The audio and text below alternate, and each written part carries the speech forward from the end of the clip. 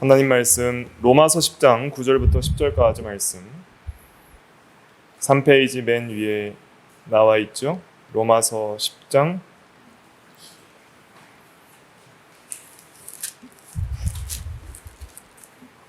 9절부터 10절입니다.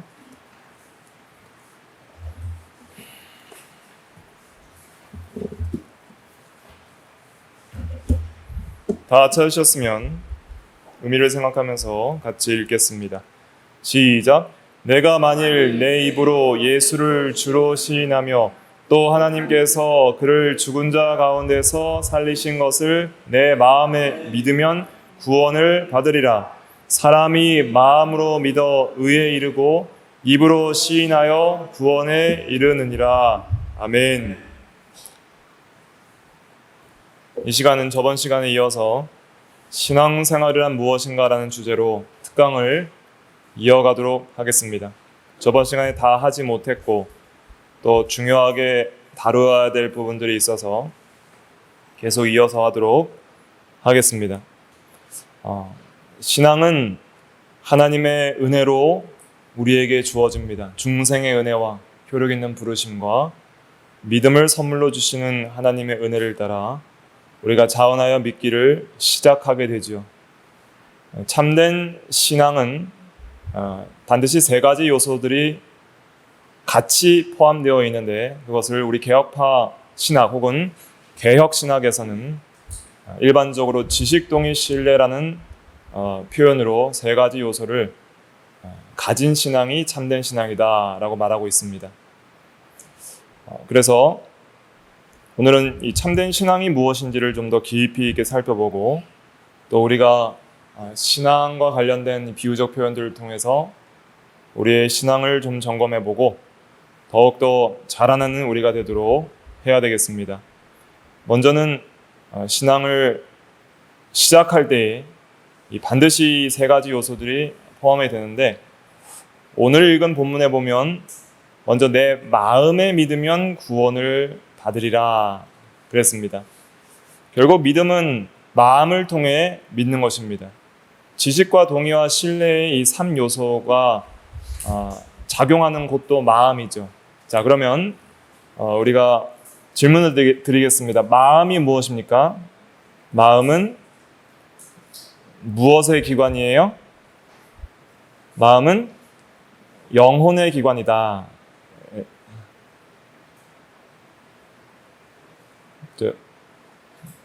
달달달달 외우셔야 됩니다.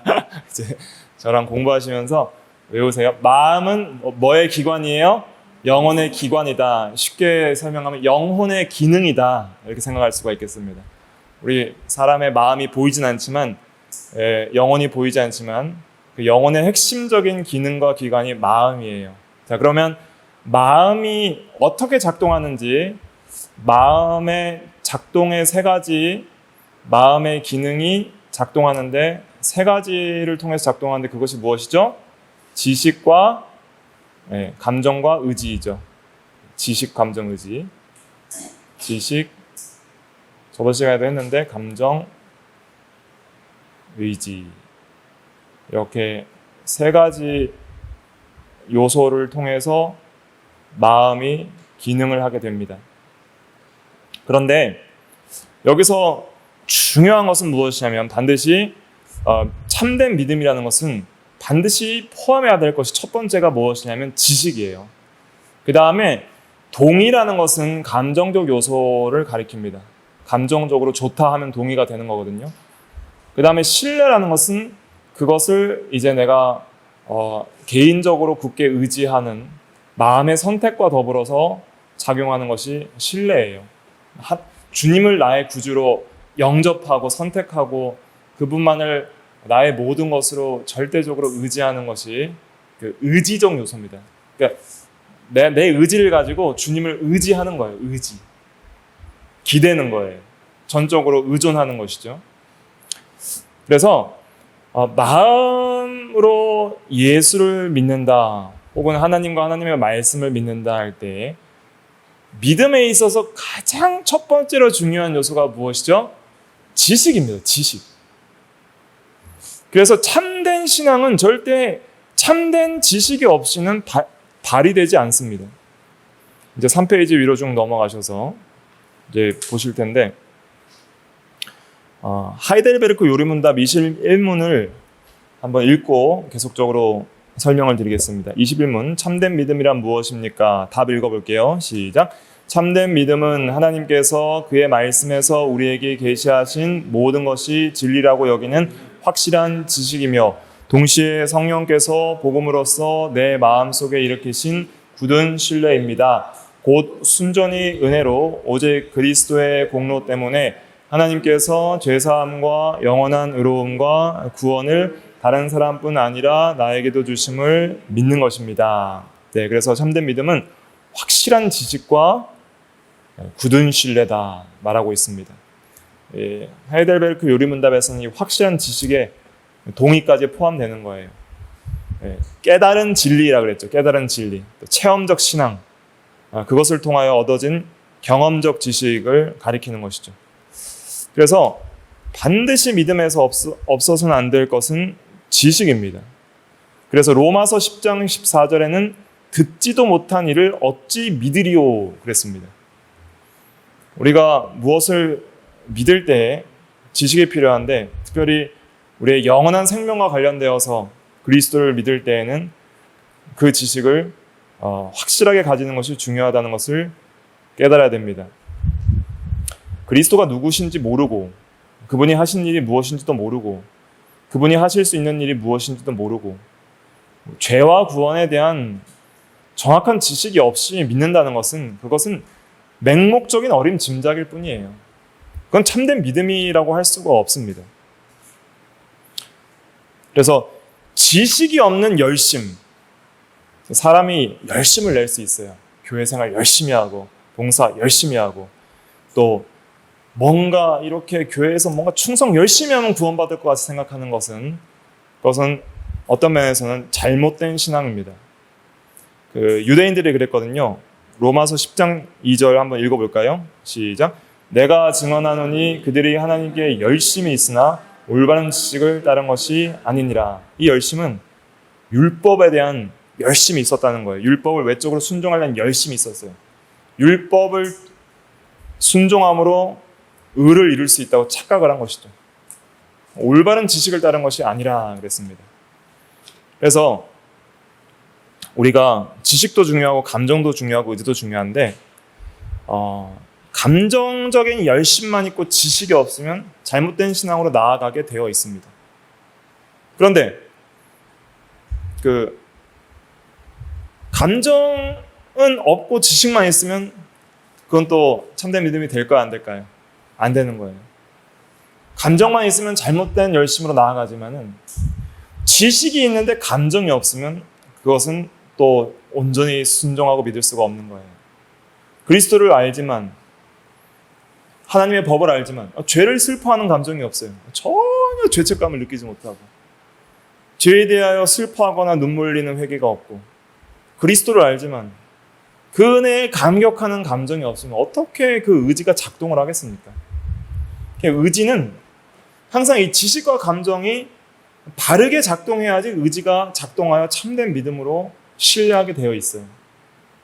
그러니까 우리가 하나님에 대한 지식, 그리스도에 대한 지식을 풍성하게 알아가야 됩니다. 풍성하게 알아가되, 그 지식을 내가 감정적으로 사랑하고, 그 지식을 내가 감정적으로 동의하고, 이것만이 진리다, 이것만이 생명이다, 이것만이 나의 소망이다 하는 그런 감정적인 전폭적인 내 마음을 쏟는 그런 동의가 있어야 되는데, 그 동의가 내 힘으로는 일어나지가 않는다는 것이죠, 문제는. 그러니까 믿음이라는 게 하나님의 은혜라는 건 이런 겁니다. 첫째로는 지식도 하나님이 깨닫게 해줘야 깨닫는 거예요. 안 깨달아집니다, 사람이 잘. 그래서 구원 얻는 참된 지식은 하나님의 말씀을 성령께서 깨닫게 해주셔야지 얻을 수 있어요. 고린도전서 2장 14절 읽어볼게요. 시작. 육에 속한 사람은 하나님의 성령의 일들을 받지 아니하나니 이는 그것들이 그에게 어리석게 보이며 또 그는 그것들을 알 수도 없나니 그러한 일은 영적으로 분별되기 때문이라. 어리석게 보이고 알 수도 없기 때문에 성령이 깨닫게 하여 주시고 분별하게 하여 주시지 아니하면 절대로 깨달을 수가 없습니다. 하나님의 말씀은 그렇습니다. 그런데 이제 깨달았어요. 근데 그걸 온전히 믿으려면 마음이 어떻게 작동해야 돼요? 그 진리를 사랑해야 돼요. 마음이 그 진리를 동의하고 좋아해야 돼요. 여러분들은 성경 말씀 깨달을 때 항상 그 동의가 되고 사랑이 되고 그 말씀에 전폭적으로 내 마음이 헌신이 됩니까? 그렇게 안 될 때가 있잖아요. 그러면은 감정적으로 그 진리를 따라서 순종할 수 있는 의지가 발휘되려는 그 감정이 필요한데, 감정이 막 좋아서 사랑해서 자원해야지 뭐가 의지가 이제 붙들 거 아니에요. 그 감정이 악을 미워하고 진리를 사랑하게 하시는 분도 성령인 것이죠. 성령께서 우리 마음을 인도하셔서 뜨거운 마음을 주시고 은혜를 사모하고 그 은혜 가운데 정말 우리의 마음이 젖어지고 은혜 가운데 푹 빠져서 감사와 찬양과 영광이 나오는 그런 마음이 될 때에 그 참된 신앙으로 온전히 진리를 붙들을 수 있는 것입니다. 그래서 우리가 믿음도 하나님이 주셔야 됩니다. 구원받은 성도도 똑같아요. 우리가 중생했지만 여전히 옛사람이 남아있기 때문에 주여 나의 믿음 없음을 도와주시고 나에게 믿음을 주시옵소서, 이렇게 간절히 기도해야지 믿음이 생기는 것입니다. 진리를 깨닫고 감정적으로 동의하고 사랑할 수 있는 마음을 달라고 기도를 해야 되는 것이죠. 그렇게 할 때 하나님의 성령께서 우리의 마음을 인도해 주십니다. 특별히 우리가 감정도 참 중요해요. 이 감정이 진리에 붙들리려면 어떻게 해야 될까요? 뭘 많이 해야 될까요? 뭘 많이 해야 돼요? 기도를 많이 해야 됩니다. 예, 맞습니다. 기도를 많이 해야 됩니다.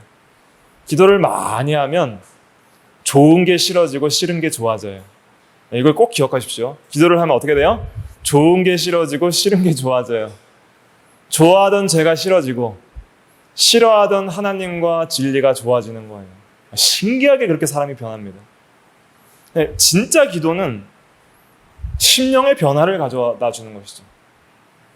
좋은 게 싫어지고 싫은 게 좋아져서 자원하는 마음이 생기는 것입니다. 그렇게 기도를 하는 것이 참 중요하고, 그 다음에 말씀을 사랑해야 됩니다. 여러분들 말씀 많이 배워야 됩니다. 성경을 사랑하고 성경을 많이 배워서 참된 믿음은 고백할 수 있어야 돼요. 고백적 신앙이 있어야 됩니다. 내가 믿은 진리의 지식을 우리의 입으로 확실하게 고백할 수 있어야 됩니다. 신앙 고백이 있어야 돼요. 그래서 어저께도 우리가 특강 때 신앙 고백서라는 표현을 배웠잖아요. 내가 믿는 바의 진리를 체계적으로 고백한 것이 신앙 고백서예요. 그러니까 나는 성경에 계시된 진리와 하나님을 이렇게 믿습니다라고 체계적으로 고백을 하는 것이죠.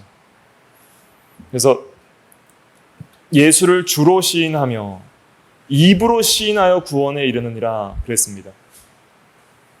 여러분들께서 믿는 바를 확실하게 고백할 수 있도록 힘을 쓰셔야 됩니다. 하나님은 누구신지, 성경은 무엇인지, 인간은 누구인지, 그리스도는 누구인지, 구원은 무엇인지, 교회는 무엇인지, 종말에 대한 진리는 무엇인지, 구원에 관한 소망을 묻는 자에게 답변할 것을 항상 준비하되 온유함으로 하라 그랬죠. 그게 이제 벨직 신앙 고백서 표지에 있는 말입니다. 한번 찾아볼까요? 베드로전서 3장 15절 요절입니다. 베드로전서 3장 15절. 베드로전서 3장 15절 같이 읽어볼게요. 시작. 너희 마음에 그리스도를 주로 삼아 거룩하게 하고 너희 속에 있는 소망에 관한 이유를 묻는 자에게는 대답할 것을 항상 준비하되 온유와 두려움으로 하고. 이게 이제 벨직 신앙 고백서의 표지에 있는 내용인데, 우리가 소망에 관한 이유를 묻는 자들이 있을 것입니다. 당신은 왜 예수를 믿으십니까? 예수 믿는 것이 무엇이 그렇게 소망되고 좋으십니까? 알려주실 수 있으십니까? 뭐라고 하실 거예요? 믿어요, 그냥 좋아요, 그런지 라고 넘어가실 겁니까? 잘 설명할수록 좋은 거예요. 하나님이 누구신지, 인간이 누구인지, 죄 아래 있는 인간의 상태와 절망이 무엇인지, 그 죄인을 위하여 우리를 향해 오신 그리스도가 누구신지, 그리스도를 통해 구원의 그 복이 무엇인지, 구원받은 성도들의 모임인 교회가 무엇인지, 그 교회의 종말에 놀라운 은혜들을 받을 것이 어떤 소망인지를 체계적으로 잘 설명할 때에 그 진리 안에서 우리는 믿음을 굳세게 가질 수 있는 것입니다. 내가 입으로 표현하지 못하는 것은 내가 아직 모르는 겁니다. 내 마음에 확실하게 이해되거나 깨달아지지 않았다는 것이, 어렴풋이 이해하고 있는 것은 말로 잘 안 나와요. 그래서 여러분들이 목사만 알면 되지 뭐 내가 그 정도 알아도 될까? 그렇게 생각하시면 안 됩니다. 그 개혁교회 교리 중에 우리 장로교에서 반드시 배워야 될 표준문서 3가지가 신앙고백서와 대소율의 문답이라 그랬잖아요. 여러분들이 신앙고백서와 대소율의 문답을 이제 앞으로 저희가 5예배 때는 지금 이 신론부터 종말론까지 일단 전체적으로 이제 조직신학적인 느낌을, 그 흐름을 따라서 전체적으로 한번 이제 빨리 끝내고요. 그 다음부터 이제 그 6가지 교리서들을 이제 계속적으로 반복해서 공부를 할 겁니다. 그 교리서를 공부를 하잖아요. 놀라운 일이 발생하는데 여러분들 스스로 성경들이 대부분 해석이 될 겁니다. 크게 벗어나지 않게 그 뼈대가 세워질 겁니다. 성경을 볼 때 이 진리는 이러한 교리들을 확증하고 있는 중요한 진리구나 하면서 그 교리 체계 내에서 절대 신앙 고백이 벗어나지 않는 선에서 모든 성경들이 잘 해석이 될 겁니다. 물론 지엽적인 중요한 해설들을 우리가 더 공부해야 되겠지만은 큰 뼈대가 세워지면 크게 벗어나지 않는 해석 안에서 이 모든 것이 해석되고, 그 다음에 어떤 목사님의 설교를 듣든지 이 목사님의 설교가 이런 교리에 대해 맞지만 이런 교리는 틀렸다는 검증이 될 것입니다. 이러한 것들을 체계적으로 배워서 여러분들이 자기 신앙을 가지고 굳게 서는 게 굉장히 중요합니다. 그래야지 교회가 힘이 있습니다. 그래서 입으로 고백할 수 있어야 돼요. 여러분들이 소망을 가지셔야 됩니다. 많은 분이 모여서 이렇게 공부하고 있지는 않지만은 이런 공부를 통해서 내가 영혼으로 그 믿음으로 낳는 자녀들을 많이 양육하기를 소원해야 됩니다. 나를 통해서 그냥 나 때에 끝나지 않고 나를 통해서 가르침이 계속적으로 이어지고 가르치는 사람들이 많이 세워져야 됩니다. 그래서 여러분들이 다른 사람들의 신앙을 더 튼튼히 세울 수 있도록 많은 진리들을 정확하게 이해하고 가르칠 수 있고 분별할 수 있어야 됩니다. 그런 소망을 가지시기를 간절히 바랍니다. 그래서 그냥 어렴풋이 그냥 목사님한테 물어봐 이제 이렇게 끝나는 건 아니라, 물론 중요한 것들은 또 목사를 통해서 더 확실히 배워야 될 부분도 있지만 여러분들이 또 스스로 다른 사람을 가르치고 교육할 수 있는 그런 능력 있는 성도들이 되기를 간절히 소망하시기를 바라겠습니다. 그래서 이 교리를 잘 배우는 것이 매우 중요하고, 자, 교리를 배울 때 가장 중요한 것은 성경의 근거에서 배워야 됩니다. 교리를 설명하실 때 어떤 분은 교리만 계속 설명해요. 성경 구절은 하나도 인용 안 하고. 그러면은 그것이 우리에게 능력이 될 수 없습니다. 교리를 설명할 때 그 교리를 근거한 성경 구절이 무엇인지를 정확하게 이해를 하고 이것이 참으로 성경적인 교리인가를 내가 확증해야 됩니다. 성경적으로 증명이 돼야 됩니다. 그래서 여러분들의 마음속에 가장 먼저 새겨져야 될 것은 말씀이에요. 말씀이 새겨져 있어야 됩니다. 말씀이 많이 새겨져 있고 그 말씀을 근거로 해서 이것은 이것이다라고 논증을 할 수 있어야 됩니다. 그래서 믿음의 참된 요소인 지식, 동의, 신뢰가 믿음의 참된 요소라면 왜 지식이 믿음의 참된 요소입니까? 라고 할 때 크게 2가지 성경 구절을 드릴 수 있겠죠. 믿음은 들으면서 나며 들으면 그리스도의 말씀으로 말미암느니라. 그 다음에 마음으로 믿어 의에 이르고 입으로 시인하여 구원에 이르느니라 했으니까 반드시 말로 표현할 수 있는 지식적인 요소가 마음에 있어야 한다. 검증이 되잖아요, 이런 것이. 그래서 그러한 진리를 붙들고 이런 것을 논리적으로 체계화할 때에 이 성경이라는 것은 우리에게 어떤 논리적 체계를 두고 설명하는 것이 아니라 이 논리적인 체계가 있지만 이게 다 이렇게 산계되어 있기 때문에 이 산계되어 있는 신구약 전체를 우리가 논리적 각자 흩어진 모든 진리의 요소들을 모아서 어느 부분에서 봐도 오류가 없게 잘 보이게 만드는 것이 교리 체계입니다. 어떤 성경을 보면 오직 믿음으로 말미암아 의롭다함을 얻는다고 말하지만 야고보서에서 보면은 행함이 없는 믿음은 죽은 믿음이야 그러니까 헷갈리는 거예요, 그죠? 사람들이. 그래서 루터는 처음에는 이 야고보서는 지푸라기 서신이라면서 되게 이게 갈시를 했는데, 그러나 그 모든 것들을 종합해서 보니까 참된 믿음으로 오직 믿음으로 의롭다 하심을 얻지만 그 참된 의롭다 하는 믿음은 반드시 행위를 열매로 낳게 된다라고 전체적으로 교리적으로 정리가 되는 거잖아요. 이러한 정리가 논리적으로 되는 것이 교리를 통해서 되는 것이죠. 그래서 이러한 교리적인 체계를 철저히 가지면서 신구약 전체를 읽어나가면서 크게 오류가 없이 읽어나가는 훈련들을 우리가 계속 해야 되는 것입니다. 그래서 많이 배워야 되는 거예요. 많이 배운다고 제대로 믿고 순종할 수 있는 건 아니다. 제대로 믿고 순종하려면 감정이 움직여야 돼요. 감정이.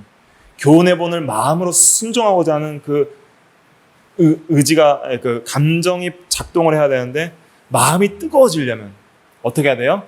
기도를 많이 해서 성령의 은혜를 충만히 받아서 싫어하는 걸 좋아하고 좋아하는 걸 싫어하게 돼야 됩니다.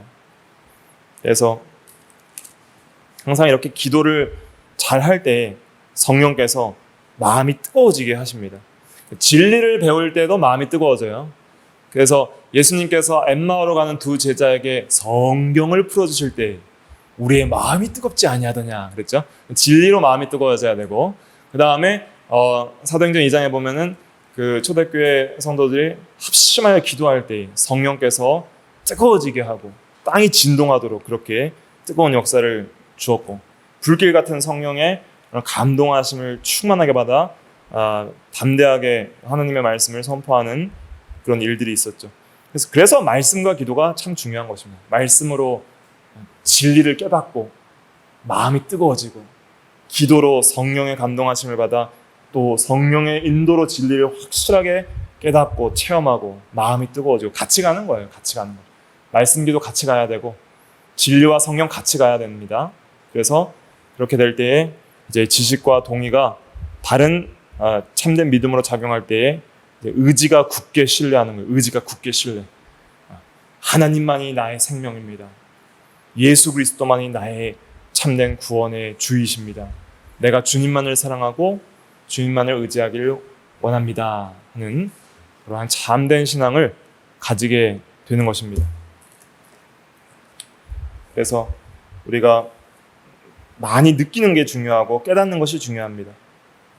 하나님을 사랑합니다. 나도 하나님을 사랑합니다 라는 신앙을 가지려면 먼저 하나님이 사랑이시라는 진리를 바로 깨달아야겠죠. 하나님이 사랑이시라는 표현에 대한 신구약 전체에 나타난 진리들을 풍성하게 알아야 됩니다. 먼저 속성을 알아야 되고요. 그 속성이 어떻게 창조에서 드러났고 어떻게 구속에서 드러나는지를 알아야 되고, 그 속성이 어떻게 그리스도를 통해서 나타나는지를 알아야 되고, 그 속성이 어떻게 우리에게 적용되어서 또 우리의 섭리 가운데 우리에게 어떻게 각자 개인적으로 적용되는지 충만하게 사랑이라는 주제로 풍성하게 깨달아야 돼요, 진리를. 그러면서 그것들이 우리의 믿음과 신앙의 삶 속에서 충만히 경험돼서 정말 하나님이 살아계시고 하나님은 사랑이시고 하나님이 나를 사랑하셔서 나도 하나님을 사랑합니다 라는 신앙 고백이 나와야죠. 신앙 고백이 나와야 돼요.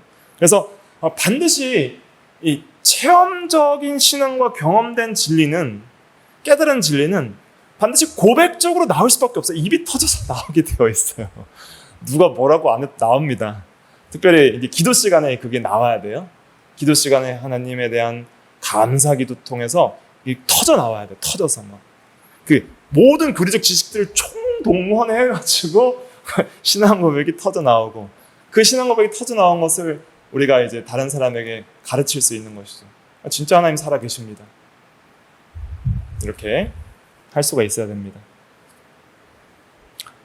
그 다음에 갈라디아서 2장 20절입니다. 갈라디아서 2장 20절 같이 읽어볼게요. 시작. 내가 그리스도와 함께 십자가에 못 박혔나니 그런즉 이제는 내가 사는 것이 아니요 오직 내 안에 그리스도께서 사시는 것이라. 이제 내가 육체 가운데 사는 것은 나를 사랑하사 나를 위하여 자기 자신을 버리신 하나님의 아들을 믿는 믿음 안에서 사는 것이라. 네, 우린 복음은 그리스도께서 죄인을 위하여 십자가에 못 박혀 죽으셨다. 누구든지 그리스도를 믿으면 구원을 받는다. 죄사함과 의롭다 하심과 영원한 생명을 받는다 하는 것이 복음 진리입니다. 그 복음 진리를 내가 지식 동의 신뢰로 참으로 믿으면 이 사도 바울과 같은 고백이 나올 수밖에 없습니다. 내가 그리스도와 함께 십자가에 못 박혔습니다. 예수 믿을 때 주님이 나와 함께 하시고 내가 주님과 연합되었습니다. 내가 주 안에 있고 주님이 내 안에 계십니다.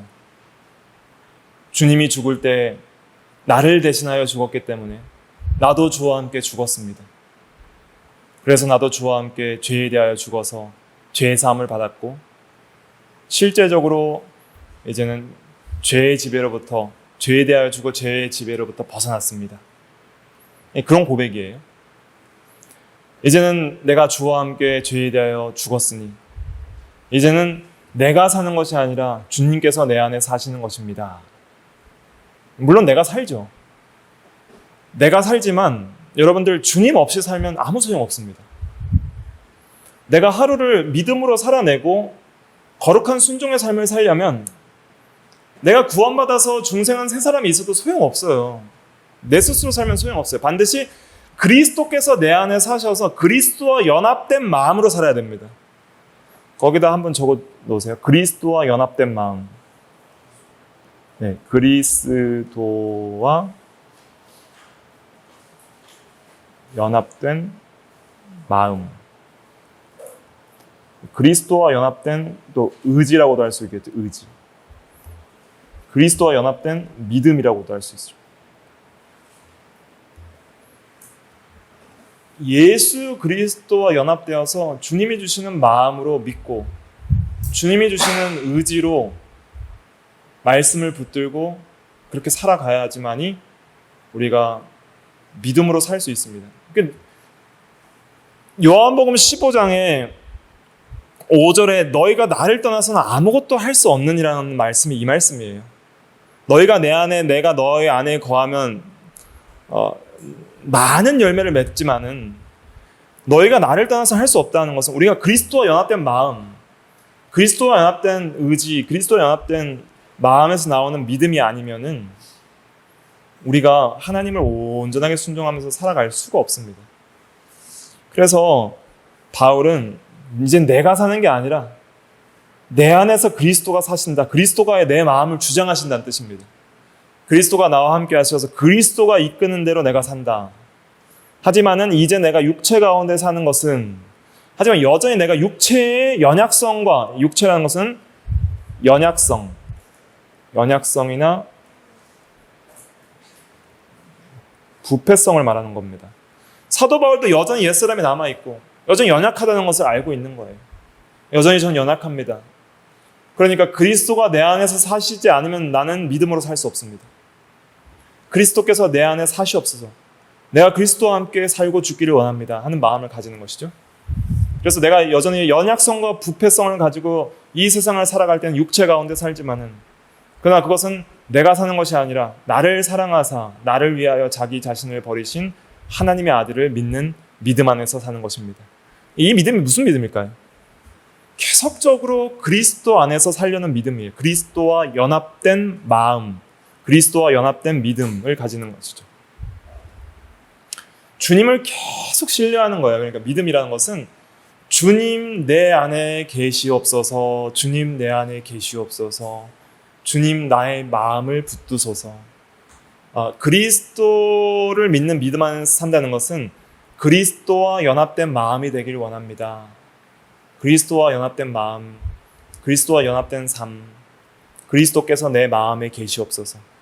그 그런 간절한 소원을 가지고 그리스도께서 내 마음에서 어떻게 하든지 한순간도 안 떠나기를 간절히 원하는 마음으로 살아가는 것이 믿음 안에서 사는 거예요.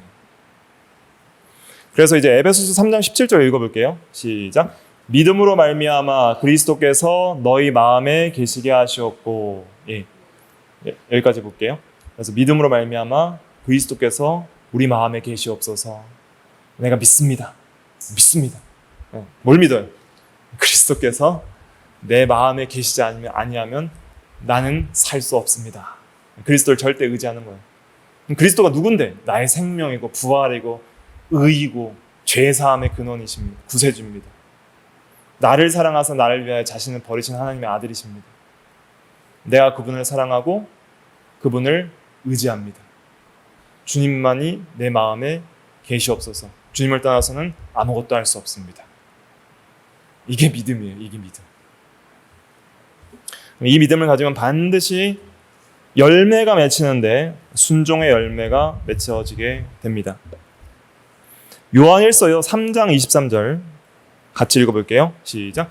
그의 계명은 이것이니 곧 그 아들 예수 그리스도의 이름을 믿고 그가 우리에게 주신 계명대로 서로 사랑할 것이니라.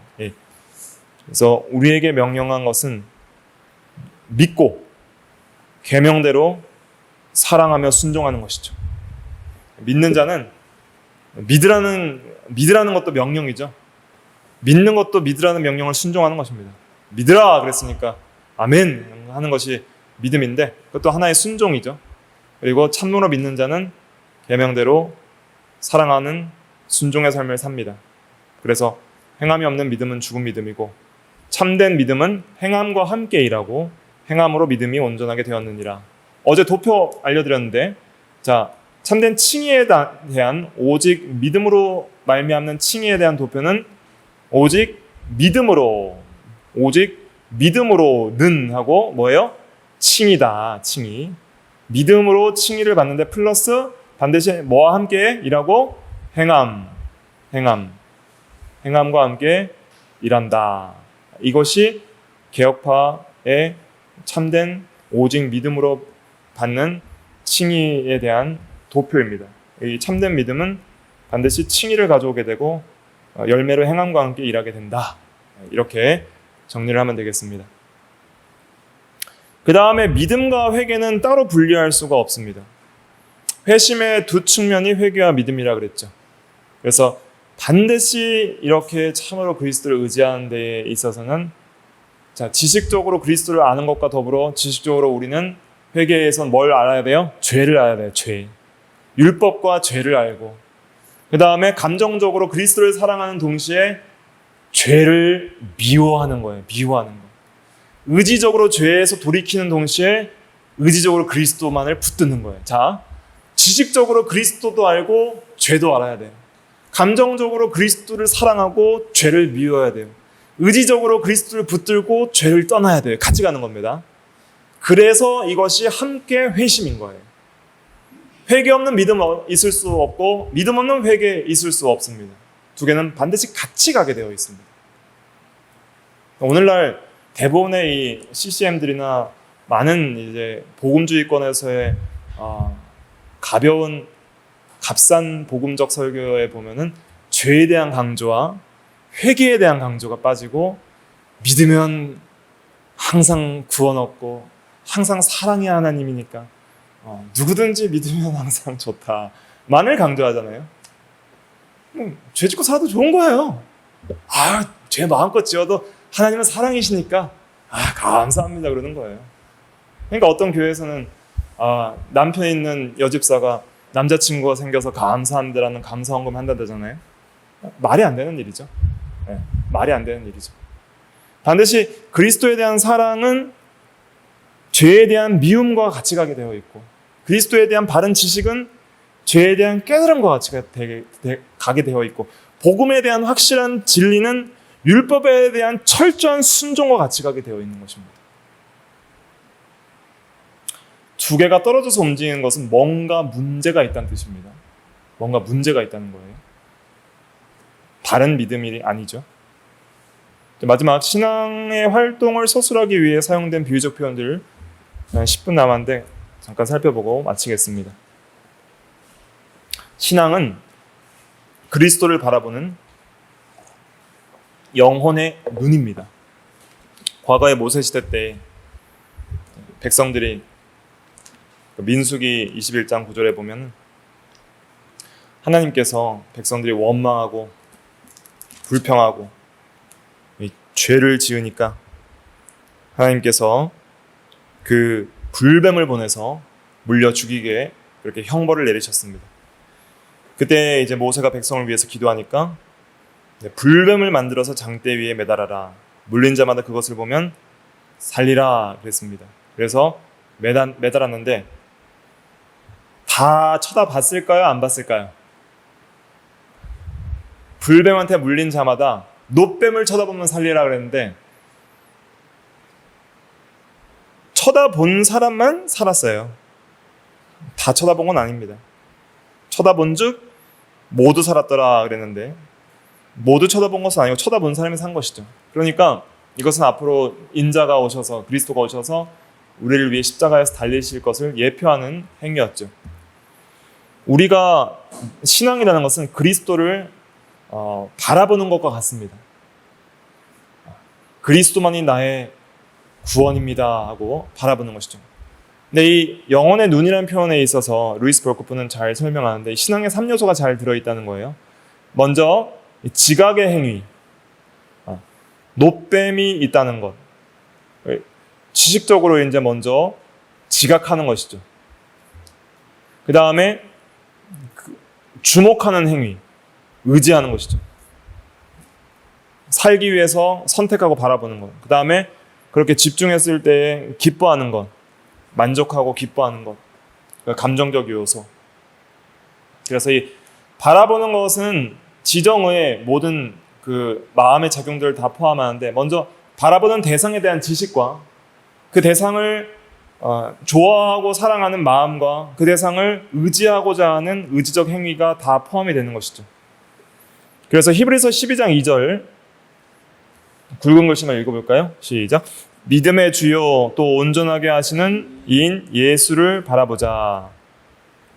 우리가 예수를 많이 바라봐야 됩니다. 눈에 보이지 않지만 믿음의 눈을 가지고 하나님의 말씀을 의지해서 바라봐야 되죠. 그 다음에 신앙은 굳게 잡는 손입니다. 예수님을 의지하는 손이에요. 히브리서 4장 14절 읽어볼게요. 시작. 그러므로 우리에게 큰 대제사장이 계시니 승천하신 이 곧 하나님의 아들 예수시라. 우리가 믿는 도리를 굳게 잡을지어다. 굳게 잡는 것. 그래서 성찬식 때도 빵과 포도주를 굳게 잡는 것, 이것만이 나의 생명입니다. 또 우리의 영혼이 예수 그리스도의 진리, 믿는 도리, 주님에 대한 도리를 굳게 잡아야 됩니다. 의심하지 말고 두려워하지 말고 굳게 잡는 그런 신앙적 손이 있어야 되는 것이죠. 그 다음에 신앙은 또 먹고 마시는 겁니다. 배가 고파야 돼요. 의에 줄이고 목마르고 그리스도께 줄이고 목마르고. 그래서 주님만이 나의 생명의 빵이고 생명의 음료입니다 하고 주님을 먹고 마시는 것. 믿음은 먹는 것과 같은 거예요.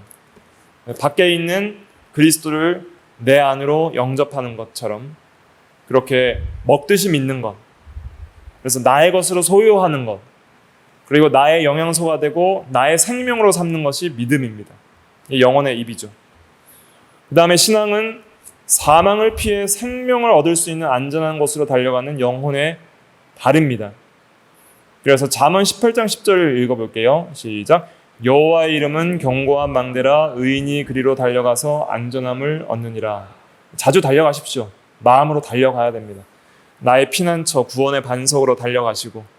그러나 예수님께서는 살아생전에 너희가 영생을 얻기 위해 내게 오기를 원하지 아니하도다 하시면서 누구든지 목마르거든 내게로 와서 마시라. 오라는 거예요. 걸어서 나에게 오라는 것이죠. 그래서 주님께로 달려가는 신앙, 이것이 참된 신앙이고요. 그 다음에 또 영접하는 것이죠. 문을 열고 받아들이는 것. 영접하는 자 곧 그 이름을 믿는 자들에게는 하나님의 자녀가 되는 권세를 주셨으니 믿는 것은 영접하는 것입니다. 그래서 이제 이런 상징적인 표현을 통해서 믿음의 작용들을 풍성하게 이해해야 됩니다. 믿음은 영혼의 뭐예요? 눈이고 또 손이고 입이고 발이고 영접하는 것이다. 이런 개념들을 진리를 통해서 이해하시고 우리가 더 철저하게 믿어 나가야 되겠습니다. 그래서 믿음이 점점 성장해서 그리스도를 의지하는 삶이 더욱더 강해지고 풍성해지는 우리가 다 돼야 되겠습니다. 기도하겠습니다.